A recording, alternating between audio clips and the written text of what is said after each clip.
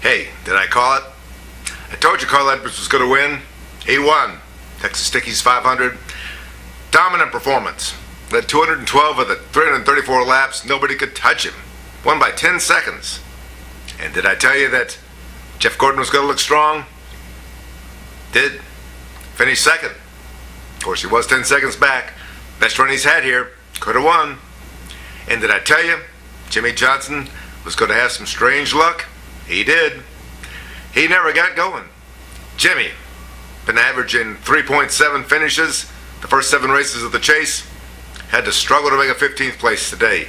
He was barely in the top 20 most of the day. Started out weak, got a lap down so early it was unreal, never got track position, never even got the lucky dog, never could get back on the lead lap, pulled off a 15th and it shouldn't have been that good.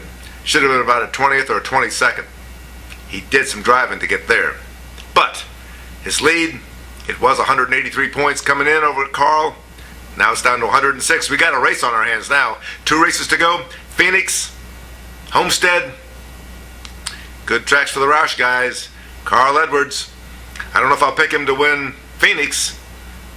Don't know if I'll pick him to win Homestead. But Jimmie Johnson was shaken. He wasn't so worried about losing the points. 106 points is a pretty good cushion.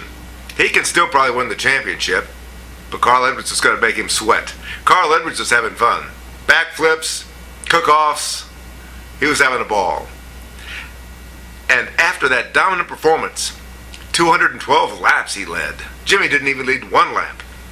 Carl had to win on gas mileage. Strange finish. Went green down the stretch. They checked their mileages. Nobody could make it, they said.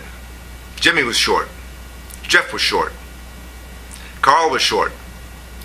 Carl said first it was half a lap short, then it was 4 laps short, and then Bob Osborne, his crew chief, went through all the computer simulations and they've got a lot.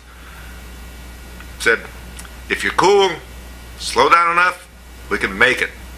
Carl won on gas mileage, stretching it the last 103 miles. That's pretty good on a track where you're going 207 miles an hour into the corners.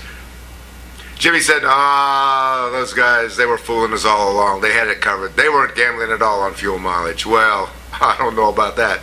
Jeff Gordon was the only other guy that tried to gamble on fuel mileage, and he made it. Jeff and Carl were the only 2 guys that went on gas mileage down the stretch. And once Jeff was going to do it, Bob said, if we're going to win, we got to do it too. Nip and tuck. Pretty good gas mileage game they were playing. Pretty good gas mileage game. So ironic, too. Carl said he didn't really believe he was going to finish like that. Osborne said, hey, I didn't really know either.